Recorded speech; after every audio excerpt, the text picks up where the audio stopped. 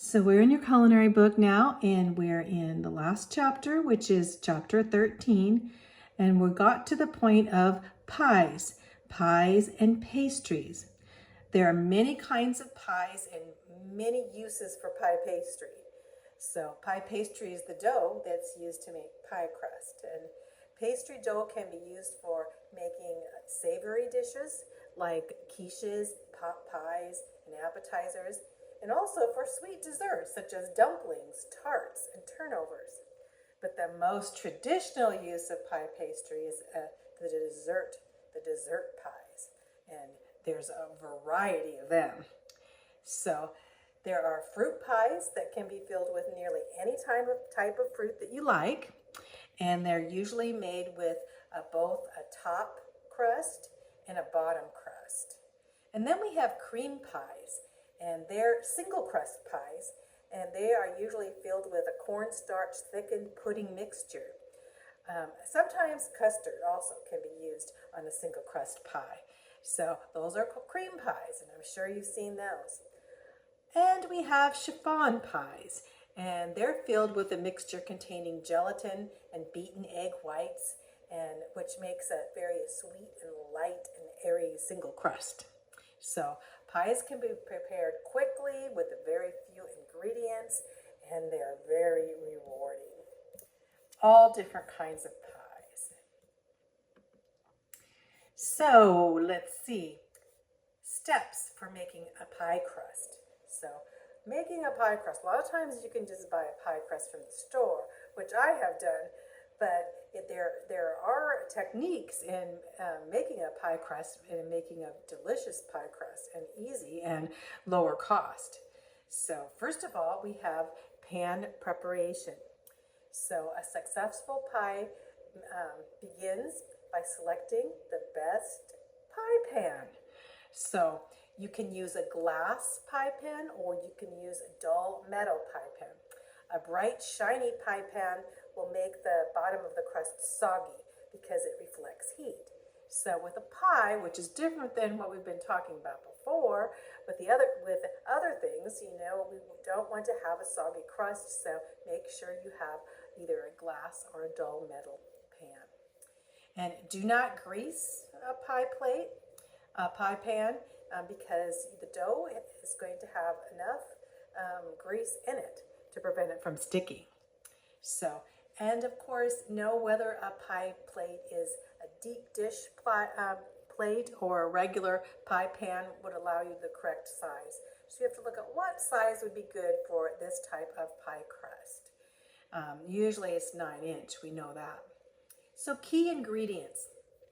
Pie pastry dough is made from the best kitchen ingredients, it says. So flour, of course you need flour. Flour forms the framework of the dough. Salt adds flavor, and fat in the form of either shortening, butter, or oil provides tenderness. So cutting a solid fat into the flour mixture will produce a flaky texture. So I don't know if you've ever seen one of those pie cutters that you cut as you cut in. So because you're going to cut in very slowly and very, just little parts at a time, as you cut in the mixture. And we'll be seeing that in a bit. Always use a type of fat specified in the recipe. So you want to make sure you're going to have if you're going to have butter, use butter. If you're going to have oil, use oil.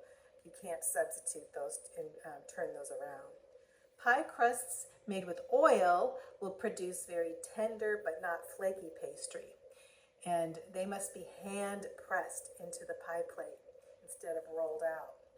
So that's with oil. But otherwise, you're going to be basically using, as you use a solid fat, then you're going to be cutting them into the flour.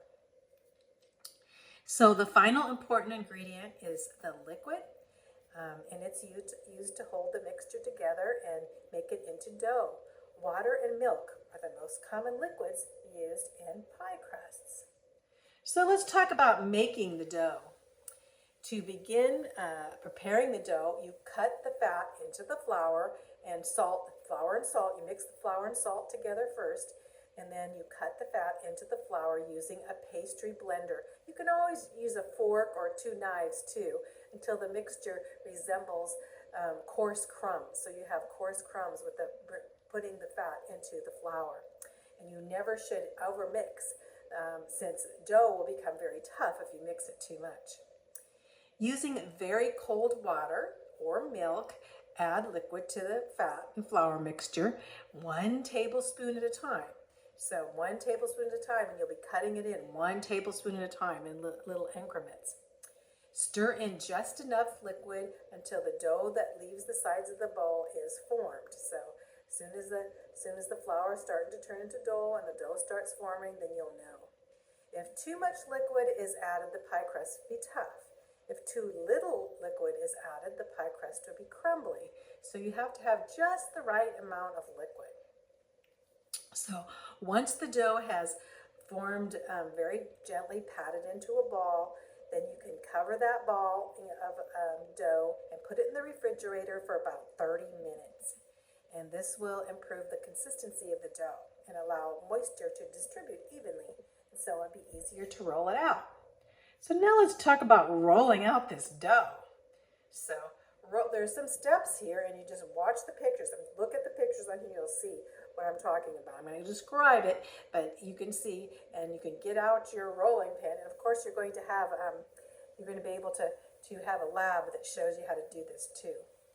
So the dough can be rolled on any flat floured surface, but rolling the dough on a pastry cloth or a sheet of wax paper makes moving the dough easier into the pie plate. And so to prevent the wax paper though from sliding around, you should tape the wax paper to the counter, or you can lightly dampen the counter with a moist cloth and press the wax paper to the dampened area so that it sticks. So you don't want a wax paper that's moving all over the place when you're rolling the dough. Lightly flour the work surface, then put flour on top, and then use the rolling pin. Put flour on the rolling pin too. So, and you may use a cloth rolling pin, it says. I don't never heard of a cloth rolling pin, but I guess they have it. So, rolling. Begin by forming the dough into a circle, just a dough ball, kind of, and then rolling it from the center, outward from the edges, lifting the rolling pin at the edges. So you lift the dough and turn it over once or twice during the rolling process to prevent it from sticking. And then lightly flour the surface. Remember, you don't want to have too much flour, or you'll make your crust very dry and tough. So roll the dough to an even thickness into a round circle, because pie is going to be a round circle, right? And the rolled circle dough should be at least 2 inches larger than the diameter of the pie pan, because it's going to hang over the pie pan. So here's moving it now. See how you move it. So as you see here, she was rolling it out on this wax paper. Now you can pick up the wax paper, which would be pretty easy now if you have that paper, and put it into your pie pan. So placing the pastry dough into the pie plate must be done with care. Lift the pastry cloth or wax paper at opposite diagonal corners, allowing the crust to fold in the center with the cloth or paper against it, and then lay the crust over the plate with the folded center, and then unfold the cloth or paper, laying the pie crust over the entire pie plate, and then peel the pastry cloth or wax paper off the crust. See the picture how she's peeling it off. If you rolled the dough directly on the counter or another surface, then you're going to have a little bit more difficult problem in moving it, but you still can do it. So you roll it with a pin or fold it in fourths, and then place it in the pie plate. So because the dough will be touching itself in places, it may stick to itself, but you can work that surface as you move it onto the pie plate. So moving. The next step is placing. So you have to be careful when you're placing, and if you tear it, but if you do tear it, you can actually use your fingers to repair the tears. So lightly fit the crust onto the sides of the plate without stretching the crust. If it's stretched, if you stretch it too far, it'll shrink during baking and it won't cover the whole top. So if the crust tears, you can use cold water, as I said before, and dip your finger in the cold water and gently press the dough back together. For a single crust pie, just having the bottom being the crust, trim the outer edge so that there is 1 inch of dough extending all around the edge of the pie plate. And then fold the 1 inch dough under itself. So that's what you're going to do, is placing your trimming. And then you go on to trimming. For a double crust pie, trim the bottom crust so that 1/2 inch of the dough extends around the edge instead of 1 inch. And then you fill the bottom of the crust, and then you can basically use your fingers and bring those two crusts together. Center the top of the crust over the pie and then trim the crust, leaving 1 inch of dough extended beyond. That's what they said. And fold the edge of the top of the crust over the edge of the bottom, and then crimp the top and bottom crust together all the way around. You're going to crimp them all together. See how you're just trimming and crimping? And here's the finishing part right here. So to make see how she's doing with her fingers with making the edges of the crimping. See the picture? So to make an unfilled pie crust, you don't want to feel like you're just cooking a pie crust alone, because you're going to cook it, then you're going to add filling later on. So to make an unfilled pie crust, roll the dough and place it in the pan as you would for a single crust pie, and then finish the edge as desired, and then use the tiny fork, or using tines of the fork, and poke holes in the bottom. See how she's poking holes in the bottom? These holes will allow the steam to escape so that you don't get bubbles in the bottom. So, and you may do that. And it also says to prevent the crust from bubbling up as it bakes, it will bubble up, line the crust with parchment paper or fill it with dry beans, or sometimes they have pie weights to put in there so it doesn't. Also, you can push the bubbles down with a spoon as it bubbles up, if it bubbles up there. So that's just if you just have a regular, you're just all you're doing is cooking a pie crust alone. So without filling. See, without filling, the filling's not holding the crust down, so the crust bubbles up. So they like to have those pie weights in there, or it says beans, actually, dry beans in there. Never heard that before. So baking techniques. So bake the pie crust at the temperature that's recommended in the recipe. You can decrease the temperature by 25 degrees Fahrenheit if you have a glass pie plate, because that holds more heat. And if baking a double crust pie, be sure to slit the top of the crust so that steam can escape on the top of the pie. To prevent the edges of the pie crust from becoming too brown, you can actually shield it by placing thin strips of aluminum foil around the edge of the crust before placing the pie in the oven. So I've never heard of that, but I guess you can. All you do is put that aluminum foil, so that will make it so it doesn't brown so much. And then 15 minutes before the end of the baking time, you take off those aluminum foil strips, and this allows the crust to brown. Since unfilled pie shells bake for a shorter period of time and brown more evenly, it is not necessary to shield the edges of an unfilled pie shell as it bakes. So if you don't have it unfilled, you don't have to worry. That's only if it's filled. You can put those aluminums just so that it doesn't overcook the crust and make the crust bitter or crumbly.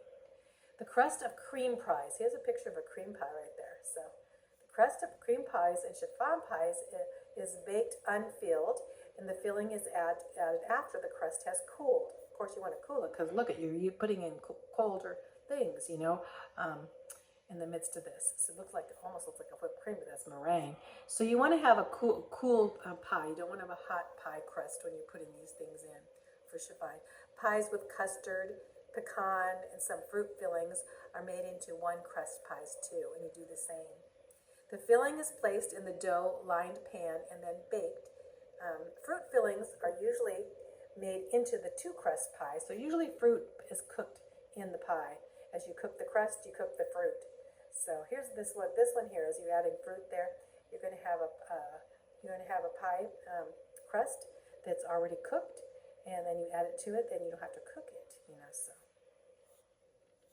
So quality characteristics, it says, there are several characteristics to look for in a well-made pie crust. The crust should have tender, flaky texture. It should not have dried out appearance or taste like flour at all. That's not good for if you taste the crust and it tastes like flour. Too much flour.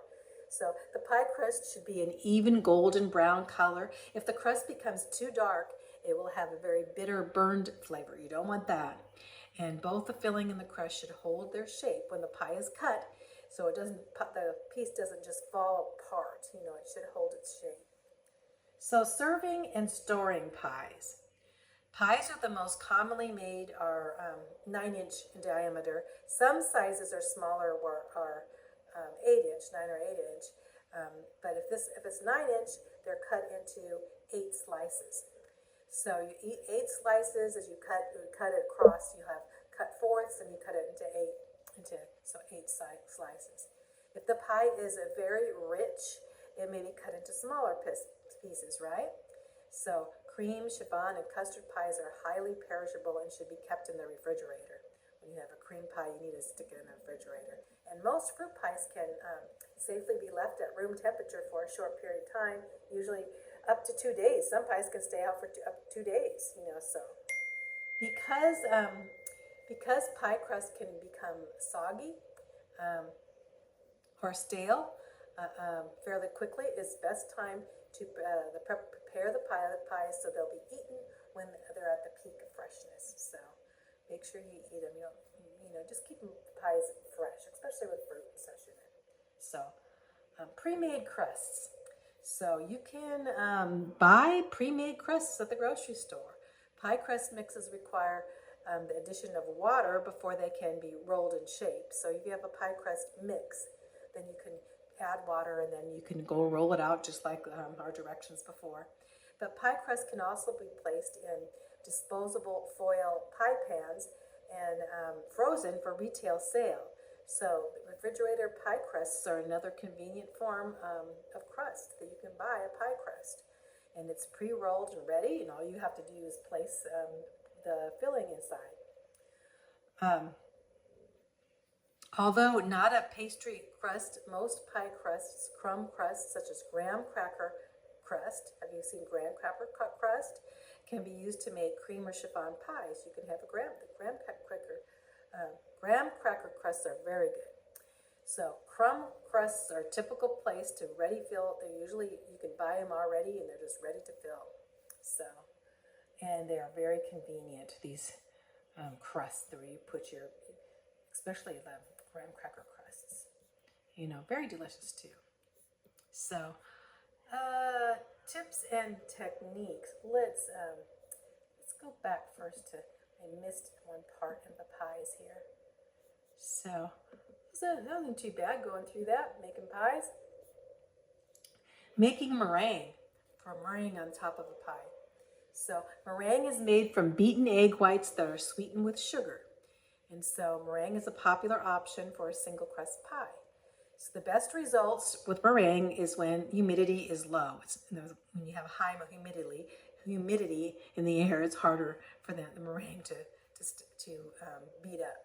So place meringue on top of a hot pie filling to help the meringue stick to the filling and to prevent it from shrinking away from the edge of the crust.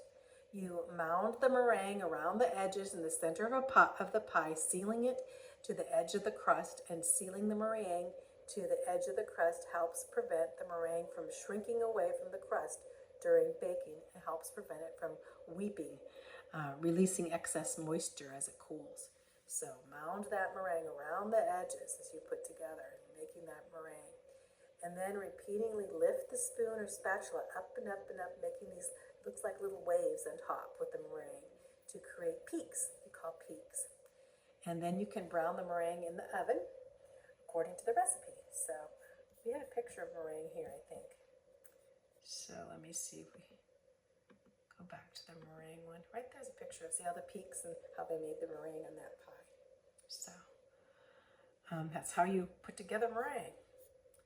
So let's go on here Custards and puddings. So sometimes custards and puddings are even used in pies. So let's go over custards and puddings here. So custards, what are they?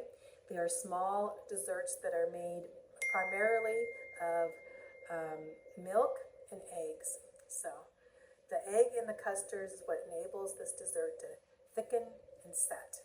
So they're made, of course, of milk and eggs. Sorry, I'm getting some Texas in there. So, but anyway, you bake the custard is cooked in a custard cup or a casserole dish.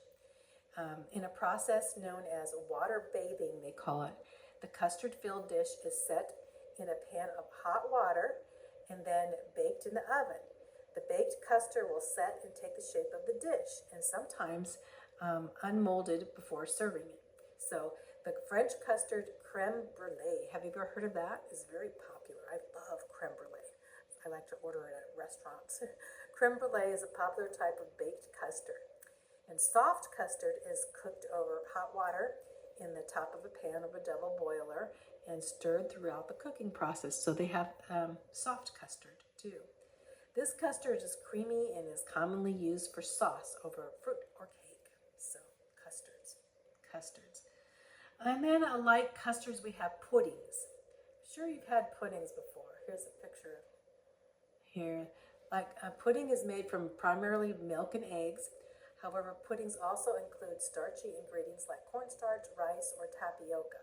So here's a picture of this picture down at the bottom is a picture of the custards. So let's go up here. So you can put puddings. Have you ever had tapioca pudding? Pretty yummy.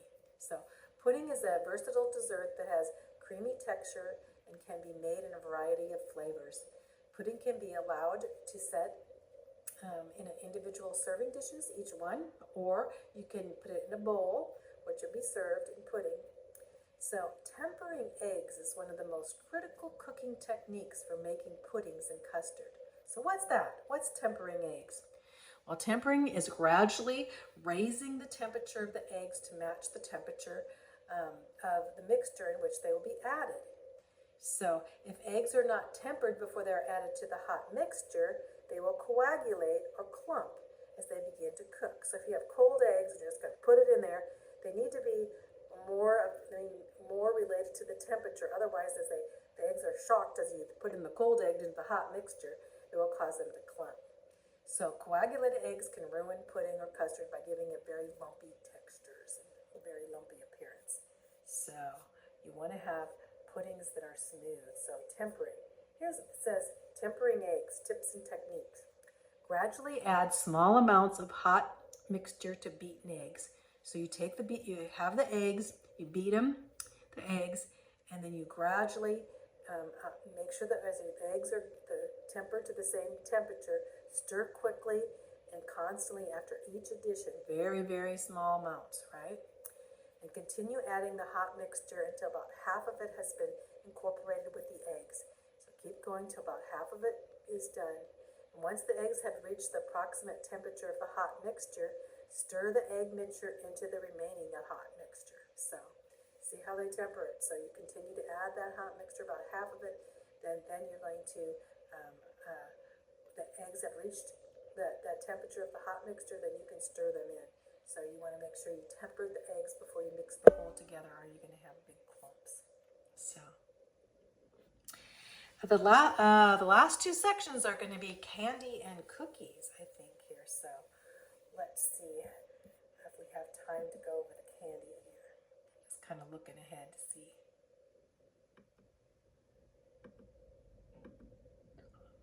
I think so. Let's go over the candy here quickly. I want to get done. We're almost done with this book, so.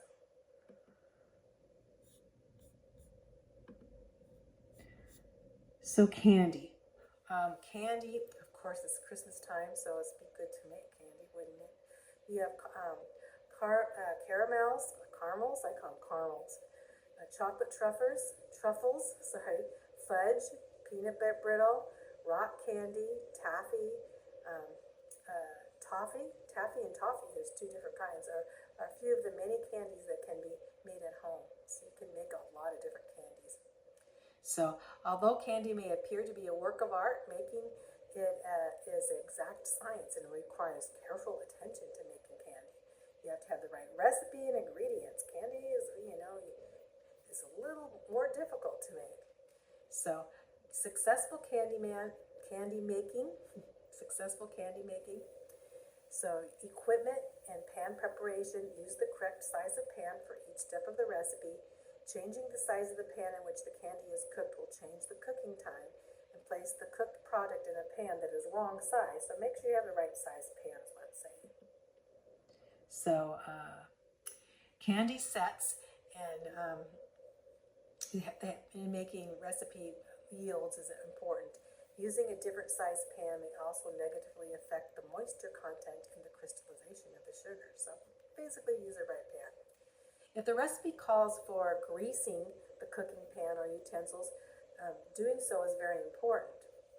Candy that is placed in an ungreased pan may not come out after it has been set. It may set in and you won't be able to get it out. So greasing the pan in which a fudge-like candy sets helps prevent the formation of large sugar crystals that can produce a very grainy texture. So make sure it says to grease the pan, you grease the pan. Use a candy thermometer for accuracy. So candy thermometer is specific for candy. Test the accuracy of the candy thermometer each time it is used by placing the thermometer in boiling water, and you could register at boiling water, it would register at 212 degrees Fahrenheit. So test the candy thermometer to see if it works. Is it really registering the right temperature? So boiling water should be 212. If it is a few degrees off, then you can adjust the cooking temperature if you need to. So heat the ingredients to the temperature stated in the recipe. Slowly lower the temperature into the hot mixture after the sugar has been dissolved and the mixture has come to a boil. Then clip the thermometer to the side of the pan. Have you seen that? There's a picture here. I guess. I was thinking, here's a picture of candy here. Actually making candy. I was thinking, is that custard? But it's not. It has the candy. This is making candy. So, and see how they clipped it to the edge? Look right. See how they have the candy thermometer and they clip it to the edge so they can know the exact temperature of the candy. So, okay. So, slowly lower the thermometer in the hot mixture. When it has dissolved, has come to a point, and then clip the thermometer to the side. Position the thermometer so that it's fully inserted into the candy mixture, but is not touching the bottom or sides of the pan. So, when cleaning a candy thermometer, soak it in hot soapy water to dissolve any hardened syrup. Do not try to forcibly remove hardened sugar because you'll break the glass tube. So that candy thermometer, should not touch the sides because it will have the wrong temperature. So you position it so it's fully inserted, but it's not touching the bottom or the sides of the pan. So that's important. And then don't break it because it's has a tube in it. So cooking stages. As it cooks, sugar goes through various stages. The type of candy being made dictates the desired stage of cooking and the temperature at which the candy should be removed from the heat. Lollipops, for example, are cooked until the sugar mixture reaches what was referred to as a hard crack stage. So we're talking about a hard crack stage.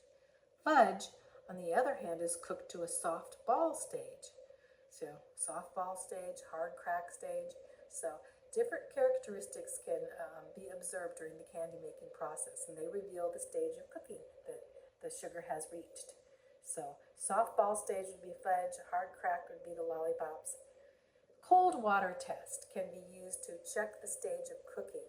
So performing this test by preparing a cup of very cold water, don't use ice water, just cold water, drop a small amount like 1/2 teaspoon of the hot candy mixture into the cold water, and using your fingers immediately remove the candy mixture from the cold water. So the firmness, let's see here. The firmness characteristics of the candy will reveal the stage of cooking the mixture has reached. Use clean hands in doing this and a clean spoon, of course, and fresh water for the test. You don't want any bacteria in there. Storing candy. So candy that is properly stored will stay fresh for a really long time. But wrap the pieces of hard, sticky candy individually. So, and use an airtight container to store candy in a cool, dry place. So if stored with soft or moist candy, and hard candy are together, they will absorb and the hard candy will get mushy, soft, and sticky. So you shouldn't store hard candy with moist candy. So they should be stored separately. Many types of candy can be frozen too. So they should be wrapped well and stored in an airtight container so that they do not absorb any freezer orders or flavors. And some candies need to be stored in the refrigerator and some don't. So just look and see which kind. If it's necessary in the refrigerator, make sure it's wrapped really well. So for gift giving, packaging candy in a variety of decorated containers and jars and tins and boxes all work well. But be creative and enjoy sharing your delicious homemade treats. But make sure when you put them in together, you're combining that they're not candies that are going to absorb each other. Some candies getting, absorbing like a peppermint. You have chocolate, you have vanilla or some peppermint, and pretty soon the peppermint absorbs the other. So sometimes you have to be careful as you're combining different candies that they don't just all have the same taste. Then if you ever had that happen before. So. Tips and techniques of making candy. Make candy on a dry day, humidity less than 60%. A hot, humid day can greatly affect the outcome of candy. If you must make hard candy on a humid day, cook it to a temperature of 2 degrees Fahrenheit above the listed recipe temperature. So it's 2 degrees hotter. So be sure to allow for both the specific cooking time and the potentially lengthy cooking time of the candy. Do not substitute margarine or shortening if the recipe calls for butter. Use butter. If the recipe says not to stir, follow directions, don't stir it, because stirring can slow the cooking process and create a grainy texture. Use a wooden spoon for stirring candy as it cooks. Wooden spoons are good for that. So remove any sugar crystals that may form on the sides of the pan rather than mixing them back into the candy. So if there's sugar crystals, remove them. Don't just mix the sugar crystals back into the candy. This can cause the candy to be grainy. To remove the crystals, use a pastry brush that has been dipped in water or a table knife that has been wrapped with a lightly moist paper to wipe the sugar crystals from the sides of the pan. So you can use lightly moist paper towel or something to wipe them off. Make candy recipes. This says many candy recipes call for a mixture to be beaten after it's cooked. It is best to use a wooden spoon instead of electric mixer. Use a wooden spoon for candy. When making a large amount of candy, it's better to make multiple single batches instead of making a huge batch. It's hard to make a huge batch, so just make one batch and then make another batch because it doesn't always work with a large batch. So I think that's it for candy. Let's see here. Here's chocolate. We'll go over that in the next video because we're getting long. We're going to talk about chocolate. We're going to talk about cookies. Let's look at this candy cooking temperature chart, though. So you can see that the stages where you read a recipe and it'll say soft ball stage or firm ball stage or hard ball stage, and you can see the temperatures here. This is good to have because here we have the thread stage would be at 200 and up to 233 degrees Fahrenheit thread stage, and this where the cooked sugar falls from the spoon and forms a liquid thread of syrup, kind of. This is the thread stage. This is the only stage in which you cannot use the cold water test, the thread stage. So on to the soft ball stage. It goes up to 240 degrees Fahrenheit. You have a ball of candy mixing will be immediately flatten. When you take the ball, it will just turn flat. So, and it will likely run off your finger too. This is soft ball. Then firm ball at 248 degrees, and the candy will hold its shape, but will flatten when gentle pressure is applied. It will flatten. And then hard ball is at 267 degrees Fahrenheit, and the ball of candy holds its shape, but it's still soft enough to be moldable. And then you have the soft crack stage. And this is at 290 degrees Fahrenheit. The candy mixture does not form a ball, but instead it separates into thin threads. And when these threads are removed from the water, they can be bent. Soft crack stage. Then on to the hard crack stage. That's like a lollipop, and that's at 310 degrees.